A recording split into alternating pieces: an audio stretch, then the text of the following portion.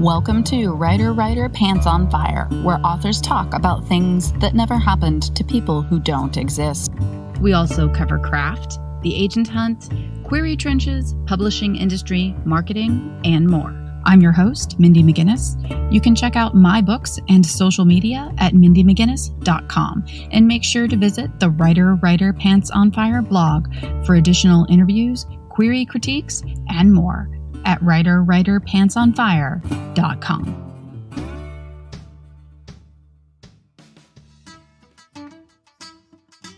The average family produces over 3,000 photos and videos a year.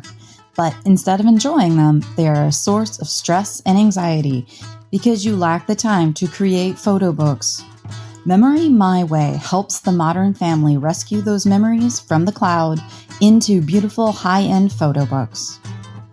With a membership at Memory My Way, you can get organized and in control, back up the right way, and everyone is paired with a professional designer who custom creates each book for them, saving tons of your precious time.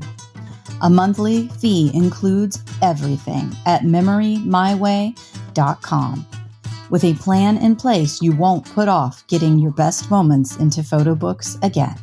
Join now at memorymyway.com. Use the code WRITER to get $5 off your first month.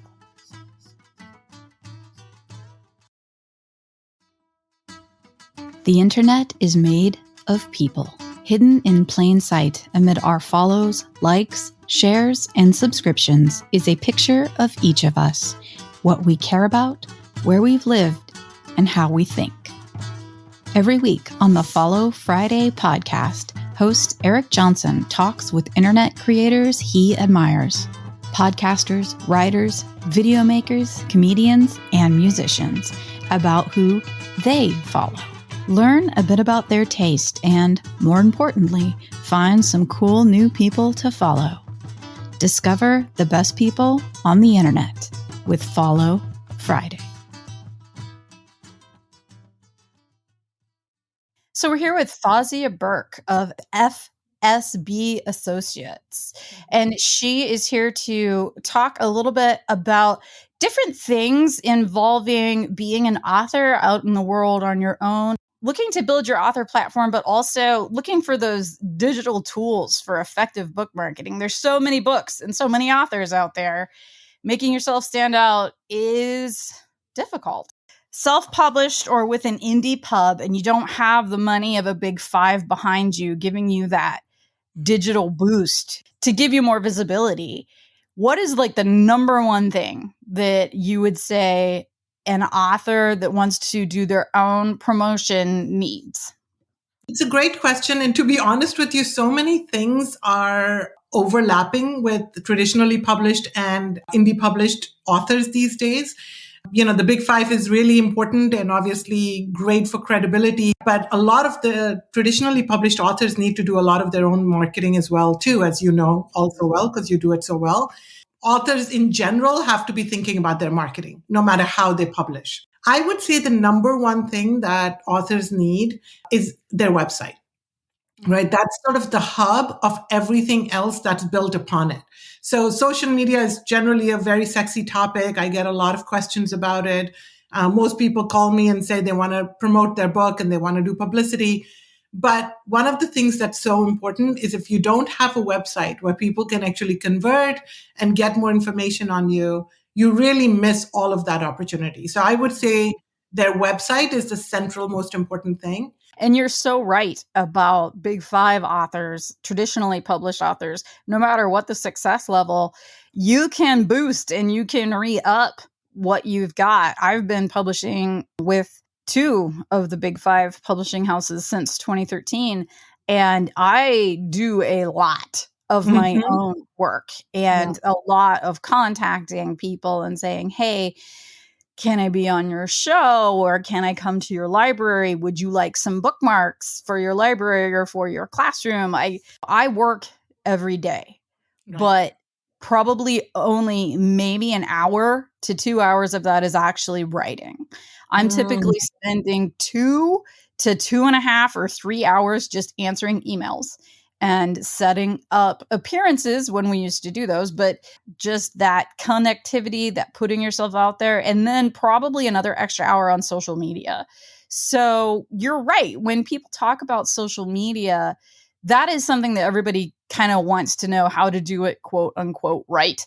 And in the end, what people are looking for there is to convert that social media presence into sales. And my experience has been that that's not necessarily going to work. Long story short, in the middle of 2019, I went through a breakup of a relationship that had lasted for like 12 years. So it was pretty devastating. I had been so active on social media all the time, like always push, push, push, push. And I just kind of stopped for about 3 months. I was like, I can't do this right now. It's just, I don't have it in me. And to be honest, I don't think it hurt me.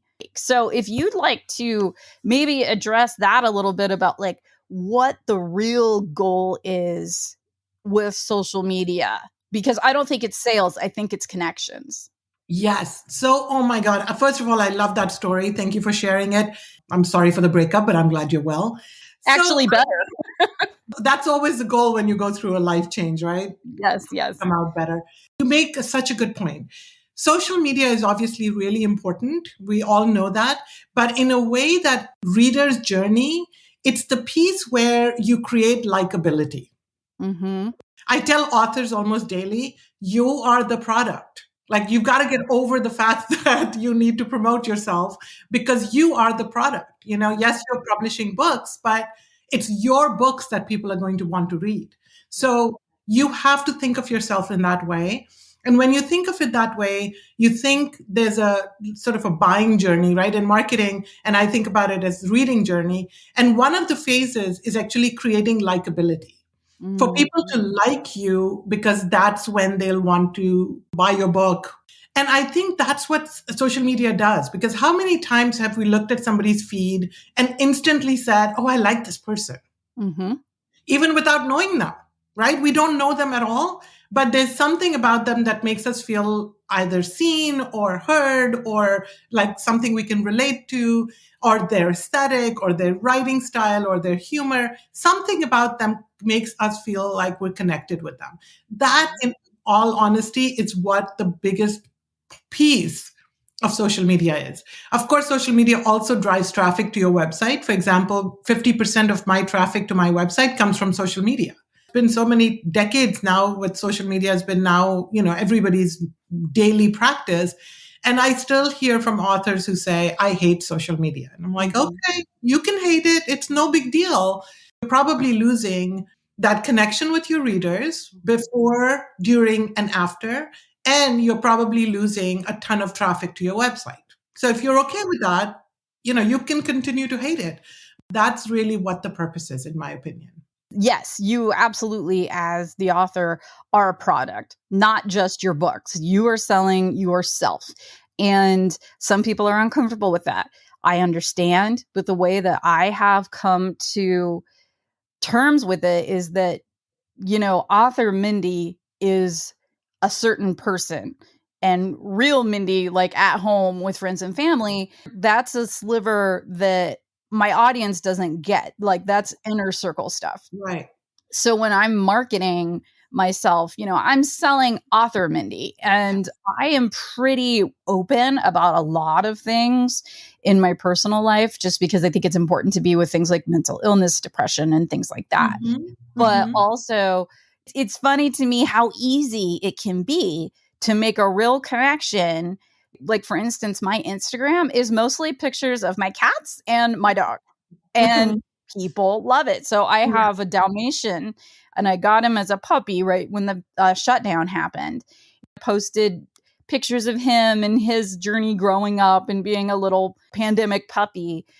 Interestingly, in my area, I'm from Ohio, the whole county, there's like a Facebook page called the County Block Watch. And it's just like, hey, you know, there's an electric pole down on this road or whatever. Be careful. There's flooding on this road, stuff like that.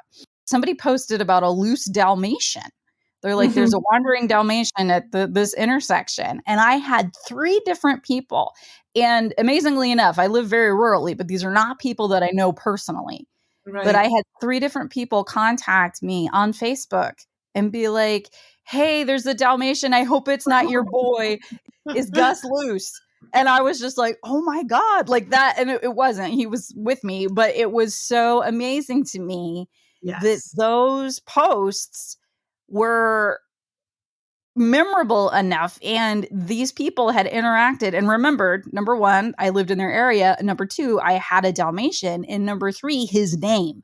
People contacted me and were like, is this your dog? And I just, honestly, I was so touched because I thought it was so sweet, but I was also just like, dang. I mean, that just shows that it is effective.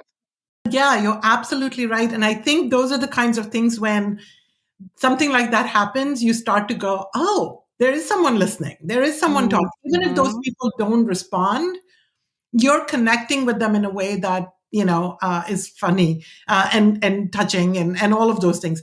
One of the things I always tell my authors is that when you're starting to build a platform and a brand and all of that, for a while it feels like nobody's listening, right? It's like they'll call me and go, I think it's only my mom reading my blog and nobody's commenting, and I just tell them, just keep at it, right? Just stick with it, because there'll come a moment when you're going to get that feedback and you literally are going to be caught off guard, because you'll be like, wait, you read my blog? Like, wow. And it happens to all my clients at different levels. And when it does, we have a little phrase with my clients that I use, which is, when you have a newborn baby and in the beginning it's all one-way traffic, like you're just taking care of the baby and you're not getting a whole lot back. And then there was a moment where they actually like look at you and smile, and like your whole world turns around. And so I always treat that. I tell them their brand is like their baby. In the beginning, they're just going to have to take care of it and feed it and do all of those things. But there's a moment that it's going to turn around and smile. And so I've actually gotten texts from authors who say the baby smiled at me. And you know exactly what that means. That's awesome. And it's a great analogy because it is very true. It does feel like you're just giving Yes. for a long time. I started blogging. So I started the Writer Pants on Fire blog in 2011. I've been blogging actively since then. And there have been many, many, many times. And I want to speak to that idea that you were saying, that you aren't necessarily getting feedback all the time. Right. It doesn't mean that people aren't listening. Pretty much just about every year, I say, am I really going to keep doing this? Because blogs are kind of dead and podcasts are the thing, which obviously I transitioned into doing a podcast alongside the blog now. I don't know if this is worth my time and worth my effort. And there's really no monetary value to it. Right. So I think I make maybe $75 to $100 a year on ads. So, it's really just putting your time in. Yeah. But I get every now and then, just like you're saying, after, 10 years now, I've been blogging for 10 years. Yeah. I get that email from someone that is just like, hey, I love your blog. Because I do query critiques on my blog, and they'll be like, you critiqued my query, and I just wanted to tell you that I landed an agent today, or that my book got published today. And so people will reach out in that way. But also when I look, so actually I'm going to go look right now. When I look at my traffic, my analytics on my website, the vast majority is going to the blog. So people say blogs are dead. And I think in some cases what they're saying is comments are dead. I have to tell you, I am not with those people. I do not think blogs are dead. I do think the commenting on blogs posts is kind of a, dated thing. Now, most of the conversations are happening on social media. Yep. So that I do agree with. But blogs, the reason you write blogs is actually for the SEO benefit, right? For the search engine benefit, and for having something of value that people will come to your website to read. Otherwise, you're just basically saying, hey, I've put up a promotional website. I hope you check it out every day. If there's no new content, if you're not providing something of value, why are people coming to your website? Like, what is the point? They come once, maybe they look at your book or books, And they go, okay, great. And then they go, and then there's no reason to come back if you don't change it. Right. Right. So if your website is just 100% a sales tool, then you're missing out because Amazon and Barnes and Noble do a better job of selling books than you will. Absolutely. So if you're going to create something that is yours, it's got, it's so funny you say, Mindy, that you started your blog in 2011. So I've been blogging for a long time too. In fact, I was one of the first bloggers on Huffington Post when Huffington Post started, which is, I don't even know when. And at that time, I wrote a blog. This is now, God, I don't even know how long ago. But I wrote a blog called, I'll take a community with that book, please. That time, the idea that we had to create community seemed insane. I mean, this is literally pre-social media. But that was the idea, is that your website is a place for people to gather about the topic that they're interested in. And blogs is a way that you communicate your expertise and your writing style, how well you write if you're writing novels, and your expertise if you're writing nonfiction. But how else are you going to do that? And if you blog on other sites, which is fine, but you lose all of the SEO benefit. You're absolutely right. Majority of the people coming to your website are coming for your blogs, and they're hearing about your blogs from probably a newsletter that you send out or your social media. Yep. And just to reinforce what you were saying, I'm looking at my analytics right now for my website. It's combined mindymcginnis.com and Writer Pants on Fire. Yeah. They both go to the same place.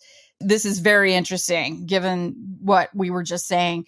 My homepage for the last 30 days, my blog page views is double. Yes. My homepage. Yeah. And interestingly enough, clicking on the young adult books, so basically my products, that is half of my homepage. So it just reinforces everything you were saying. Home is me, literally someone Googling Mindy McGinnis. Yeah, exactly. And then twice that is people coming for the blog. And 1/3 is actually going for that product for that book. So it just, really reinforces that you yourself are the product, really. And then people are coming for that fresh content on the blog. It's so fascinating. I love that you did this in real time. And I think your readers are going to take such inspiration from that, because the biggest thing is the fact that you could look at those data is amazing. And so many authors don't look at it and don't know how to read it. Mm-hmm. And in my opinion, that is one of the single most important thing authors can do, is if they have a website, they have to know the traffic on the website, because you can base decisions on what you do on your website based on that data, which is so helpful. And just like you did, you can stop writing the blogs, but that's half the traffic you're going to lose. Yep. So people, when they say, I don't want to write a blog, I'm like, sure, no problem. Don't write a blog, but you're probably going to lose half your traffic. Yep. And you were saying too, just about building. So as I said, I've been blogging for a long time. And so now I have people, authors and publicists come to me and they're like, can we get a slot on the blog for this author for an interview or for a guest post? So I'm not even really creating the content anymore. Other people are wanting the slot because they know it gets traffic and it'll get them exposure. So I host the interview, or I'll give them a prompt for the post. And of course, I still call it the Saturday Slash, but I do free query critiques on the blog. So obviously that's still me doing those. I had to build it. So it took years. It took probably, I'll say 7 years before it really became other people wanting space on the blog. Yes. And the podcast has really just started to, because it was me at first, like going out, asking my friends, hey, will you please come on the podcast? You know, and now I have to turn people away. If I said yes to everyone that came to me asking for a spot on the podcast, I would be doing an episode a week, and I simply can't right now. Well, this is another, because some of your authors are, not traditionally published. So another thing to think about, I wrote a book called Online Marketing for Busy Authors, and it was published by a publisher called Barrett Kohler in San Francisco. They're my client. We do publicity projects with them. I love them. They have an amazing mission. So I was thrilled to get a deal with them and get published by them. But the reason I got it is not because just that they knew me, but because they had read my blogs. They read my blogs and said, we've forwarded your blogs to authors. And I think that having a book with your advice in it would be really helpful for other authors. And so it's a very specific book because it's literally online marketing for busy authors, meaning not authors who think this is their full-time job. Not everybody can do that. Most authors have a second career. And, as we all know, books are not a money-making enterprise for most people. No. I mean, that was another reason for writing blogs. That's how many people have gotten book deals because they wrote blogs. They wrote blogs on a certain topic. Like suddenly someone said, this is really useful information. So if you're looking to get the interest from a traditional publisher, that's another route that people can take, which is blogging on the topic that you're passionate about. Mm-hmm. And something that I do in addition to the podcast is that I transcribe. I mean, I hire it out, but I transcribe every episode and it's posted in text on the blog. And that's all for SEO purposes. Exactly. I saw that and I thought that was so smart because that's one of the sort of the downside of a podcast is that the audio is not generating any of the SEO benefit, but you turn that transcript onto your website and then some people actually prefer to read. So it gives readers a chance to enjoy the content the way they want, but also so smart of you to actually get all of that SEO benefit from every single episode. Yes. And SEO, just like everything else we're talking about, I know my listeners might find SEO to be a scary subject or like an intimidating topic, but search engine optimization, would you like to kind of like break that down into layman's terms of how that benefits you and how you can improve it? I think SEO has been blown up to be a much more complicated thing than it needs to be. It's actually a pretty straightforward thing, which is when people do a search, does your website come up for that search? That's it. That's all it is. So if you make certain choices on your website, either benefit that search result or hurt the search results. People who have a business doing SEO, more power to you.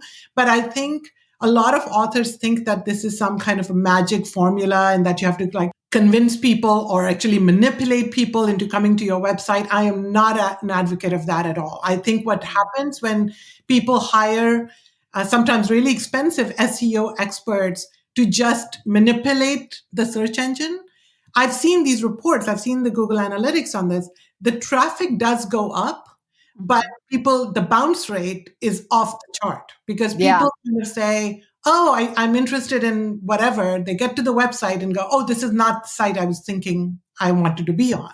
So the high bounce rate is actually worse than having less people who come and actually are appreciating the content that you have on your website. So don't worry about the manipulation piece. The most important things that you can do is, make sure that your pages are named correctly. Make sure that the page is not full of graphics because search engines really don't read graphics, they read text. Make sure you have text on your website. Make sure that you are updating your website on a regular basis and that it's not just one word here and there. It actually is, as I said, posting a blog on your website. Search engines can see that you are actually actively contributing to this site. They will not send traffic to sites that are not being updated. So if you're not updating your website, you're probably not going to get a lot of traffic. The other thing you can do is make sure that you ask other people that you know, whether it's associations that you belong to or writing groups or whatever, to link back to your website. The more links you have back to your website, the more valuable search engines feel your website must be. So that's why online publicity is so important. And I've seen this all along. I started my company 25 years ago doing online publicity. So it's been a long journey. But what I can tell you is I watch so many analytics for my clients and their websites and things like that. People who've done online publicity, which means that their bios with their link back to their website are on different places under blog posts, reviews, podcasts, video shows. The more links back to their website, the more steady their traffic is. because it doesn't fall off.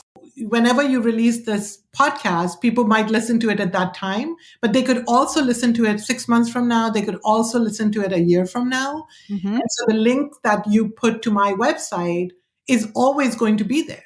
That's why online publicity, in my opinion, of course, I'm biased, is even more important than traditional publicity. You get this kind of residual benefit from online publicity that you don't really get when people just turn a page on a magazine and then it's gone. For a long time, people used to try to manipulate search engines by putting the Kardashians in the keywords, thinking that if somebody does a search on that, they'll come here. But you can imagine that is not really helpful. And now search engines don't even really look at that. The content has to be relevant to what is on your homepage and on your actual pages. People overcomplicate it. Yes. And it doesn't have to be that hard. Another example of generating content, making it applicable to yourself. So I probably have never mentioned the Kardashians on my website. Yeah. So I've never had anybody come to my website looking for the Kardashians. Yes. But the words that I do use very, very often on the website: query, manuscript, critique, submission, publishing, editing, these words. So I do a manuscript critique, freelance editing on the side. Yeah. And I don't advertise. I don't do anything. It's just a page on my website. I have never gone in search of clients. I have always, since I put up the shingle, just had people flowing in really consistently and making a decent side income off of it. Yeah. So after about a year of this, I put together, because someone asked me, they're like, where do your clients come from? And I'm like, I actually don't know. So I put together a Google form, a feedback form, and I sent it out for a year to all my clients after we finished. And of course, asking for feedback on my editing process. But the most important question is, how did you find out about me? Yes. And I assumed that these people found me through the blog or the podcast, or because they were readers and they were a fan. The vast majority of them told me they simply Googled manuscript critique. Yes.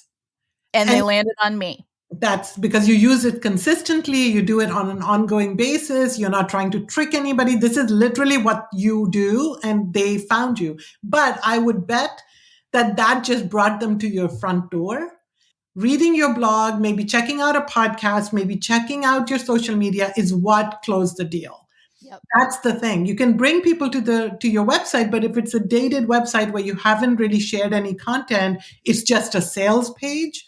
Landing pages are fine, but people aren't making decisions there. You've got to give them a way to engage with your work in a way that they trust you and they like you. And those are the two things how are you supposed to get that if you don't engage in blog writing and in social media? That's so, so true. Make your pages look professional with Vellum. Margins, headers, page numbering, font, line spacing, all happen automatically with every book you create. Generate ebooks for Kindle, Apple Books, Kobo, and others, or deliver a beautiful print book to your readers. Visit tryvellum.com/pants to learn more. Vellum. Create beautiful books. We're all finding ourselves spending a lot more time at home, and that may or may not be ending soon. Who knows? But instead of binging another show on Netflix, because really, who can handle another crime drama right now? Have you thought about putting your skills to use as a freelancer? Hectic can help you do that. I've been poking around on Hectic. It has tools like time tracking, a proposal builder, invoicing, project management, and more, all built specifically to help freelancers start, run, or grow their business. Check out gethecticapp.com/writer-pants-on-fire and see if Hectic can help you run a freelance business. Your first client on the platform is free. And if you sign up through gethecticapp.com/writer-pants-on-fire, you'll be supporting me and this podcast. Again, that's gethecticapp.com/writer-pants-on-fire. Writer, pants on fire. So I want to touch on something real quick that you mentioned earlier briefly, that I have only recently, like in the past maybe 2 or 3 years, become skilled at, which is the newsletter. I'm a huge fan of, in fact, I tell authors that their mailing list is more important than their social media. It And is. most authors are like, what? I thought the social media is what everybody talks about. And it is true. It is what everybody talks about. But your readers, God, I don't even know how many times, but many times more likely to buy your book from your newsletter than your social media. Mm-hmm. And so I think when authors just think, okay, I can just be on social media and then I'm doing my part and I can tell my publishers that I'm doing my part, it's fine, but it's not as effective. So I'm a big fan of newsletters. You don't have to do them often. You know, I know authors who do them daily. I can't imagine doing that just because I don't have the time. For most authors, if you feel like you have a really engaged audience and you have really good new content, you can certainly do it every month.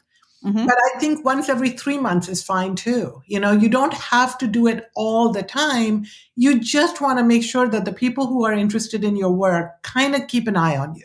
Make sure you don't only send it when you have something to sell. Authors are like, oh, I have a new book, so I'll send it out. But then it becomes a sales tool. And you're basically just saying, hi, just checking in. You know, here's some new stuff I've been working on. Here's some new content I've written for you. Here's a new podcast that I've created for you. Like those are the kinds of things you want to have on your newsletter. And then when you do have a new book, people are so much more generous, you know, with their attention and their time and their money than they would be if you hadn't been giving them useful information. Absolutely. And I was doing newsletters wrong for the longest time, gathering emails pretty sporadically and more or less doing an email when I had a cover reveal Right. and then when my book came out. And Right. my unsubscribe levels were so high because people wouldn't remember that they signed up in the first place. Right. I was getting like spam complaints. So they'd be like, no, you signed up. But it's like, no, they don't remember because it was 6 months ago. So what I do, I send it once a month. I send my newsletter on the first of the month.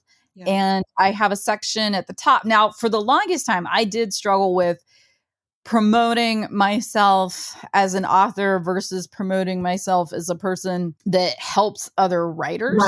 Right. So I ended up landing like somewhere in between. And instead of doing 2 newsletters, I have one. Top, it has a section that is for my readers and it just has news, what's up with me and things like that. But also like, this is what I'm reading. Or I just finished this book. It's really good. I'm giving it away now. And I go to my blog and enter to win it. And here's a picture of my cat. And here's a news article about the best new mystery books of 2021. You know, stuff for readers. Halfway through, it's the writer, pants on fire header. And it says for my writers. And it's got, this is what's been on the blog this month. This was what on the podcast this month. And then usually an article about writing or publishing. Right. So you're actually providing things of value and things of fun, you know, obviously connecting with your personal life as well. That's ideal. That's perfect. And, you know, you're basically, I'm so glad to hear that you do everything under your name. That's another thing that I think authors get confused about. There was a time when authors were told that they needed a website and social media for each book. Craziness. And even now when authors come to me and say, but I have this business and I'm like, everything under your name, you know, it's one umbrella because it's so hard to create a following. You can't do it over and over again. Like you just cannot do it. So it's really important. In fact, I'm not a big fan of pseudonyms for that reason too, because it's so hard to create following. And if you come out of thin air, meaning you don't even start with a network that, you know, already knows you and loves you, then it's even harder. I've seen multiple, especially indie and romance authors. So, for example, they might write erotica under one name. Yes. They write cozy mysteries under another. Yes. They use the same website. Yes. they have it clearly delineated. So it's like, this is the spicy side and this is the sugary side, right? It's so smart because, like you're saying, you're drawing on the same audience, you're pulling them to the same place. Yeah, and you never know. One might like the other, might want to cross over into the naughty and the nice side. Who knows? Yeah, absolutely. Only area where where I think is a mistake is if you write for children or teens and you also write something like erotica or something adult, then you definitely need to separate those two. Absolutely. I remember one time I was speaking at a conference and, giving my spiel about why people should really think a lot before taking on a pseudonym, because it's basically you're launching a business under that name. And so you want to make sure that it's not something that you just did for one book, that you really think it through. And one woman raised her hand and said, I write erotica. I'm writing it under my pseudonym because of my career. She was a kindergarten teacher. And I was like, you absolutely need a pseudonym. Yes, you do. Yeah. You absolutely need one. But, that's not the case for everyone. But I think anytime that you have a situation where category that doesn't kind of mesh with the rest of your life or something, yes, I understand that. But those things have to be thought through. I was just remembering while we're having this conversation, there was a YA author, and I looked it up really quick to make sure I was reiterating the story correctly. September of 2019, there was an article on Publishers Weekly about an author. Her name is Julia Watts. She was a YA author, and she had been invited to participate in a teen lit book festival. And she had, at that point, written 10 books for YA, and they did feature LGBTQ characters. No one seemed to have a problem about that. There's a line here where it says, even Catholic Library World raved about her books. So, I mean, there's an endorsement. However, it seems like an indie bookseller that was supplying the books for the festival Googled her and found out she had also written erotica. And it became an issue as to whether or not, because she published the erotica under her same name. Yeah. And then she was disinvited from the festival because they did not want to be promoting literally the name and have a teen or a middle grade reader even Google her and be like, oh, who is this that's going to be at this festival? And then accidentally pull up some erotica. So, I mean, that is one instance where you do want to divorce the two. 100%. Under those circumstances, I can understand it, but it is something to think things through as you're building your platform. And when you say platform, like what all would you consider falls underneath that umbrella of an author platform? Yeah, so I have this formula that I use with my clients, with my consulting clients, and it's called design plus engagement plus visibility equals success. A lot of times when I'm working with authors and they're, working on building their platform or just starting out, they have a million ideas. And I'm sure you've seen this, Mindy. People have a million ideas about what they should be doing. And so I have to tell authors that not everything that they are thinking about is equally important. Yep. There is a phased way of building a platform. And it's important for us to focus on it in that phased way because then it's more effective. So the first stage is that design phase. And in that design phase, what I mean by that is how does your website look? How is your social media? Do you have a platform for mailing list? Have you picked one? Literally creating the bones of your platform. Because without that, the rest of it is actually a lot of work without actually turning that into something that's going to be useful for your brand in the long run. So what happens is if you have a website that's either dated or doesn't look very attractive or has 4 million words on it, you know it and I know it, this is a typical author thing, you may do other things, but by the time people come to your website, they're going to feel so overwhelmed and they're going to just bounce, right? Yeah. So if you do all these other things, I mean, some authors spend thousands of dollars doing publicity, and I look at their website and I think, wow, I would have never taken them on without fixing this first. you can do all the publicity you want, but publicity only really brings people back to some destination. That's the idea, is that people will be, might see you doing a podcast on another show and say, oh, I really liked Mindy. She was great. I'm going to go look her up, right? That's what people would do. Yeah. And so when they look you up and your website is dated from, 1996, they're probably going to go, yeah, I forget it. Or you're not on social media. So here they are kind of interested in learning more about you and your dogs. And they go to your Facebook page and you don't have one. Yep.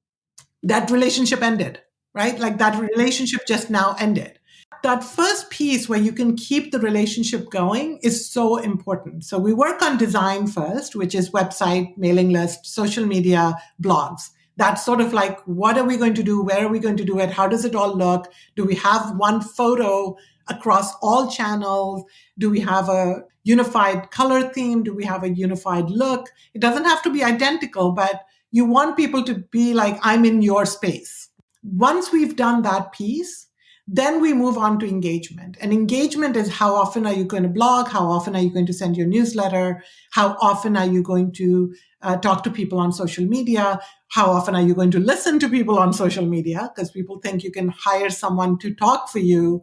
But I always tell them nobody can listen for you, which is actually more important.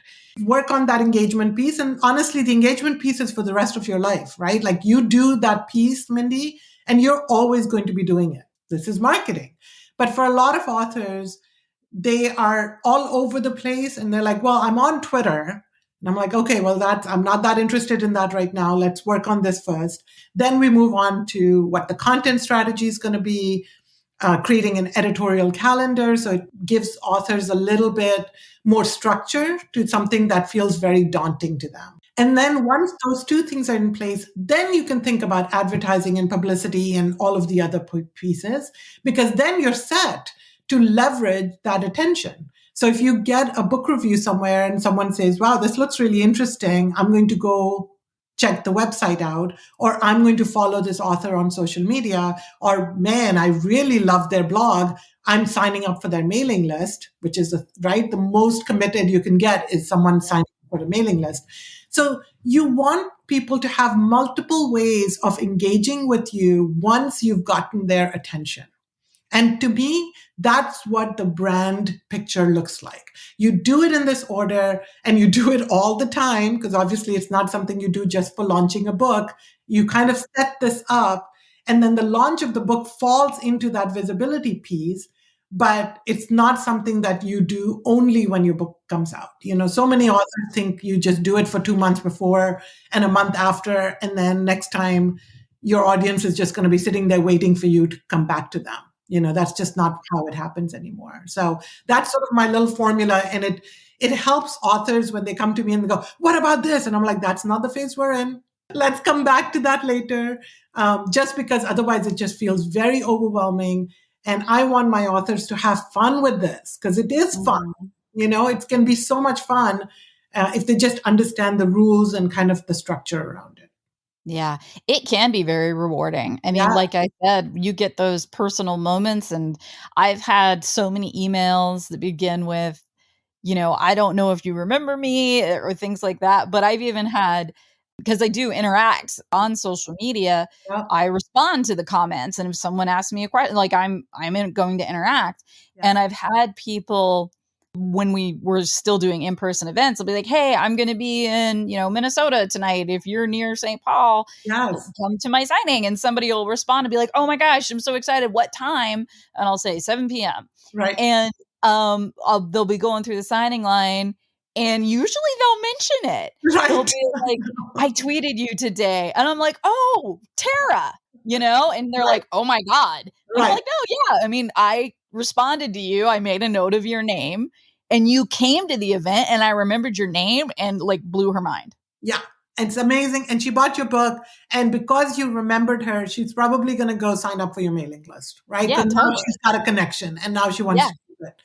So that's kind of how branding works. It's not some mystery. It's not like we're trying to create a Coca-Cola logo for every author, but it's a way to keep a relationship with your readers. And it's a long-term investment. It's not something you do just for the launch. It really is every launch. I bet, Mindy, every book of yours probably does a little bit better than the one before it. And it's because of the work that you do on a consistent basis. For the most part, yes.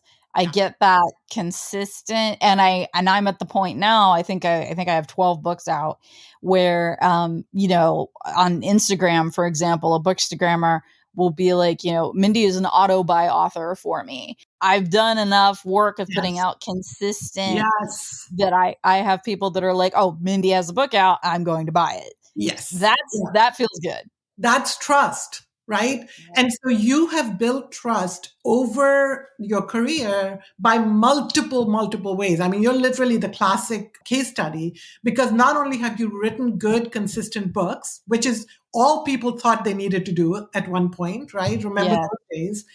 Yes, you do need to keep doing that. But then on the other hand, you've also built engagement with your readers. You've also given them quality material. You've done all of these things that have built this solid trust for you. And you know what's the biggest benefit of having this kind of trust, loyalty with your readers is that they are actually immune to bad reviews even.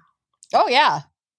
Your core super fans don't really care if other people don't like your book. This is why you do all that work, is that your readers then become that loyal to you, which is pretty remarkable. And it takes a lot of work. Let's not make light of it. I mean, when you started this conversation and honestly told people how many hours a day you are putting into it, I think that's really important for authors to know, because so many of them are like, well, I can do something for 20 minutes a day. What do you want me to do? And I'm like, okay, but I'm just saying it's going to take a lot longer. But the other thing is, and this is something I've noticed, particularly on the social media side. Now with the blog, I'm trying to put out content for people to really interact with and learn from. But on the social media side, especially Twitter, for the longest time, like I would get frustrated because I would put out what I felt was like good advice, solid advice, really listen to me about publishing or writing or whatever. And people would be like, okay, or they would interact. I might get like retweeted like once. Like, for example, today, which I'll be tweeting this shortly. I just got home. We're in like blizzard-like conditions here. Yes. And I had to run to the store. I needed two things. I just needed two things. Yeah. I needed a treatment for a yeast infection and I needed Cool Whip. So it's like, that's what I bought. I bought Monistat and Cool Whip, and I'm just going through the line. This is an interesting combination. And I'm telling you, when I tweet that gets all the hearts, all the retweets, all the likes, everybody, they're all over that. So it's like, you don't have to put your tweet is not going to win a Pulitzer. Just be you. Yes. In fact, there was this funny cartoon I saw on the New Yorker. This was a few years ago, maybe even 5-6 years ago. But it was this man sitting at a computer, typing and really frustrated. And the bubble says, 2 likes. That post took me 2 hours to write. So yeah. We all understand that. But I think one of the things about posting something like your shopping list is that it's so real. It makes people feel like, hey, that could be me, Yeah, and exactly. They feel a connection for sure. And not everybody's comfortable with that. And not everybody's good at that. I mean, I've worked with authors who have 200,000 people following them on Twitter. That does not result in 200,000 sales. No. So it's not really the number of people, it's the engagement of the people who are actually following you. That is so much more important. Of course, everybody likes to have the big numbers. So that's kind of what a lot of times publishers were also chasing. So everybody's like, oh, I need this, otherwise I don't get a book deal. Now I think people are starting to realize that it's the mailing list where it's all at. Yeah, it's the quality of the interaction. When I speak about here I am tweeting about a yeast infection, if I wrote for middle grade, I wouldn't be doing that. Right. But I write for YA and I write really edgy stuff. I was a speaker at a conference for librarians. I said the F word kind of by accident, but it just naturally it came out. We get feedback, and it was a room full of adults. I got feedback, and vast majority of them were like, I'm so glad that Mindy is herself and is comfortable, and it reflects in her books and etc. And I did have one person say that was really unprofessional. I didn't like it. She said the F word. Mm-hmm. And I was like, well, that's fair. Yeah. Is it unprofessional? Probably. Is it also an active reflection of what you're going to see in my books? Yes, it is. So you're probably not the reader of my books, Exactly. You can't be all things to all people. One of the things that I really work on with my clients is making sure that we're very clear about our audience. When you don't know who your audience is, you're kind of like all over the place. You just don't have an anchor. In my book, I have a worksheet. People can actually fill it out. And, we don't know for sure. Of course, people, if they looked at data, they would know a lot more information. But even without that, authors do have an instinctive idea about who their readers are. And if they just push themselves, they can actually get a pretty good feel for where, if you just ask them, is it predominantly male or female that your audience, and they'll be like, oh, I think it's probably this. Is your audience between 18 and 25, or are they between 55 and 70? And they pretty much have an idea. It gives you so much balance in terms of your marketing efforts, because if you are thinking your audience is 18 to 25, but you're marketing like you're marketing to the 50 to 70-year-olds, you're not going to make it, right? It's not going to work.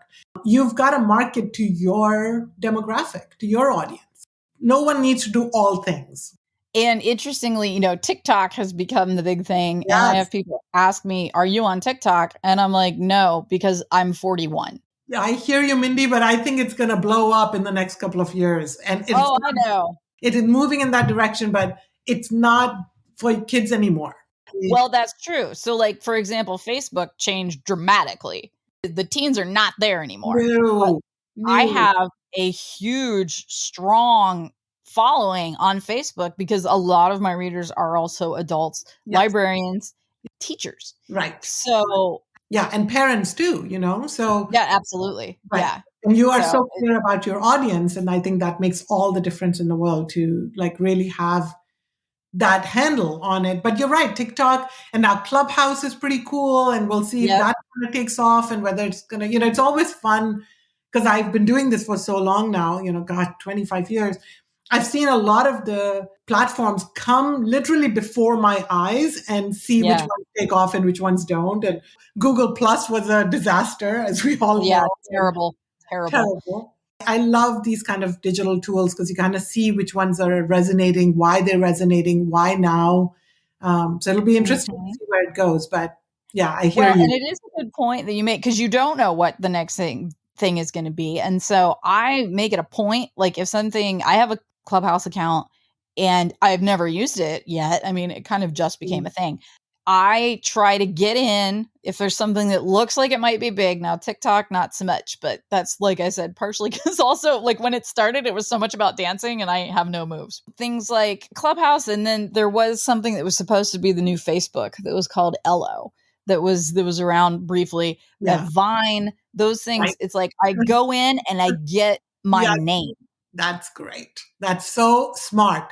You make a really good point is that you do need to grab your name, especially if you have a common name. So you definitely want to grab it just in case. But the other thing, because authors just feel very overwhelmed, they're like, I'm just starting to get a handle on Instagram, for God's sake. Like what? Right. I generally tell them that they don't have to be an early adopter. But yes, you're right. You want to go get your name at least, as soon as you can, just in case. Last thing, why don't you let my listeners know where they can find you and your services online? I tell people that the reason I married my husband is because I got the Irish last name, which is Burke, and my first name is Persian. So there's only one Fauzia Burke out there, which is the benefit of having a very unusual combination and name. So you can literally search my name. It's Fauzia Burke. You'll find me. It's FauziaBurke.com is my website. My company website is fsbassociates.com. We have a platform for building author website, which is PubSite. So It's Fauzia, Fauzia, Burke.com.